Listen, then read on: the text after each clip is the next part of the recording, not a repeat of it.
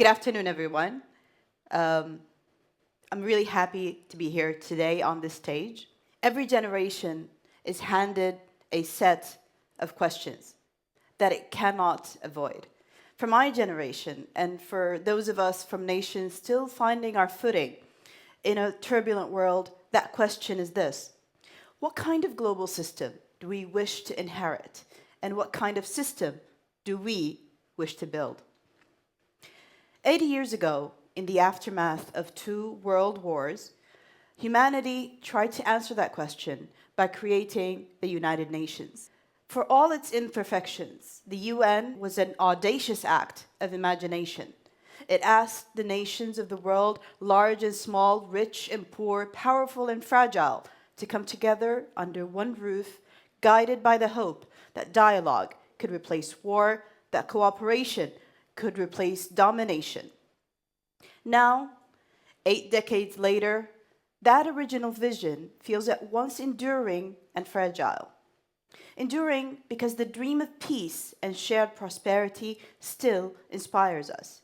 Fragile because the challenges we face, climate change, pandemics, digital divides, geopolitical tensions, and even the man-made famine crisis in Gaza have exposed the gaps in how we govern ourselves as humans. It is in this context that President Xi Jinping has introduced what he calls the Global Governance Initiative. Some will treat it as a policy, others will see it as geopolitics, but I want to treat it as what it truly is: an idea. And the beauty of an idea is that it cannot be monopolized. It belongs to whoever is willing to reflect on it, question it, and carry it forward. When your country has endured decades of conflict and outside intervention, when it has been battered by climate shocks, when it has faced the long journey of rebuilding institutions, you learn to appreciate the power of fairness. You learn why rules that apply equally matter, and you see why governance must be about people's daily survival, not lofty declarations.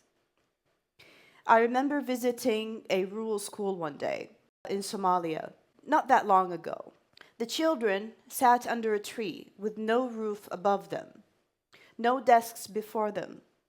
Their only resource was a blackboard balanced against the trunk and the determination of a teacher who had returned after years of displacement.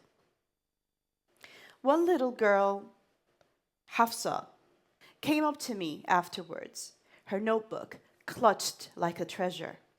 She said, "I want to be a doctor one day so that I can help my mother."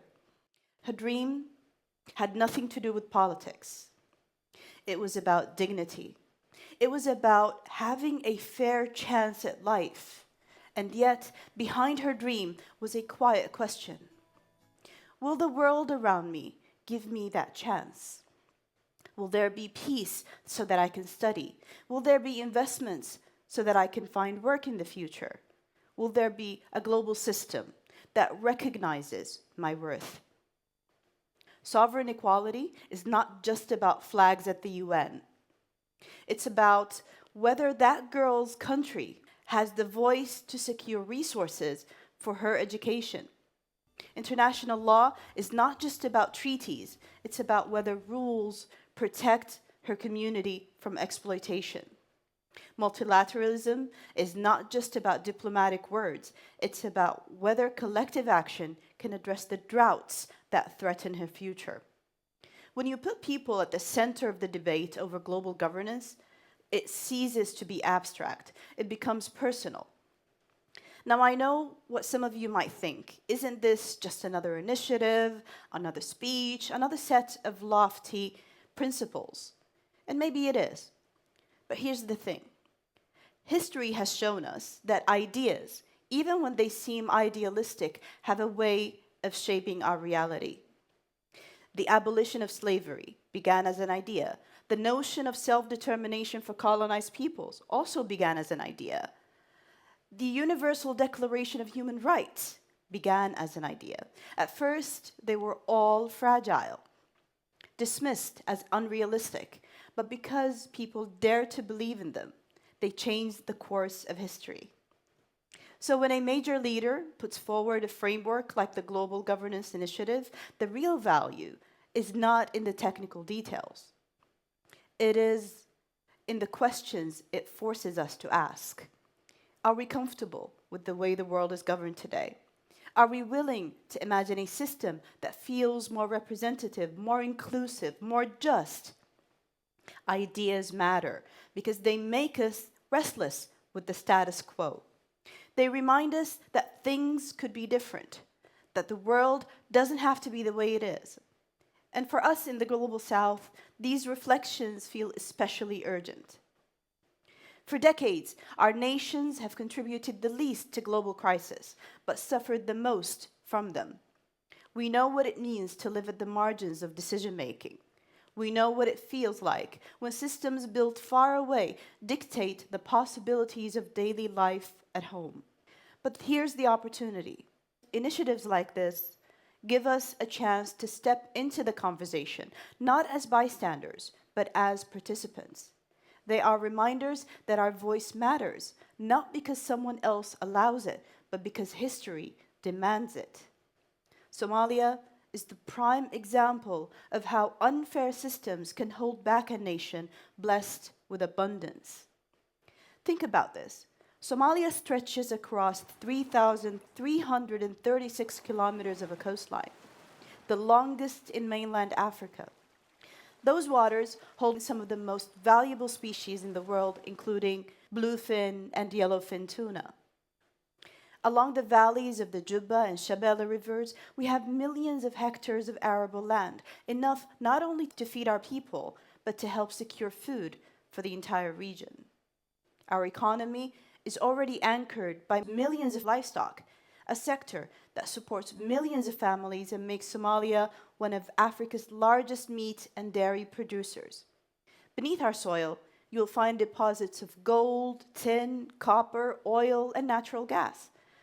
And above our soil, you will find skies with 360 days of sunlight and constant coastal winds, together giving Somalia some of the best renewable energy potential anywhere in the world. And then there is our greatest resource at all, our people. We are a nation where 70% of our people are under 30.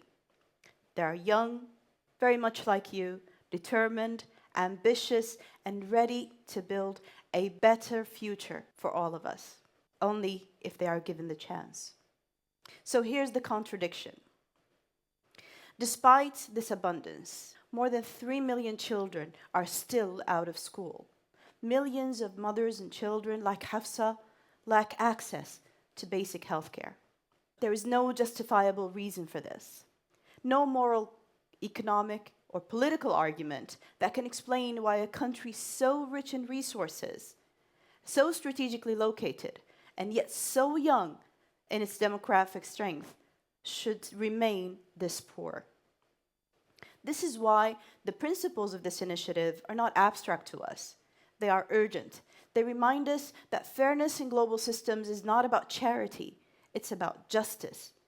And they remind us that our children deserve the same chance to dream, to learn, and to thrive as all of the other children in the world. That is why, personally, I do not see the global governance system as a prescription, but as an invitation. As an invitation to reimagine, to rebalance, and to recommit. It doesn't give us ready-made answers. It doesn't tell us exactly how to reform institutions or solve disputes. But it places in front of us a mirror and asks, what do we want global governance to look like? And that question by itself is very powerful. As leaders, as citizens, and as members of one human family, we can choose to ignore it, or we can choose to engage with it, refine it, and shape it. Let me end where I began, with the power of an idea. Governance at its core is not about systems or acronyms, it's about people. It is about whether a farmer feels secure planting his crops. It is about whether a mother can find medicine for her child, It is about whether nations on the margins feel that they belong on the table. The Global Governance Initiative may not solve all these problems. I don't think any single initiative can, but it reminds us of something essential, that the future of global governance will not be written by inertia, it will be written by imagination. And so my hope is simple, that when the world looks back at this moment, when young people like Hafsa, clutching her notebook, step forward to lead, they will say that in 2025, we dare to ask the right questions. We dare to believe in the power of ideas. And that made all the difference. Thank you very much.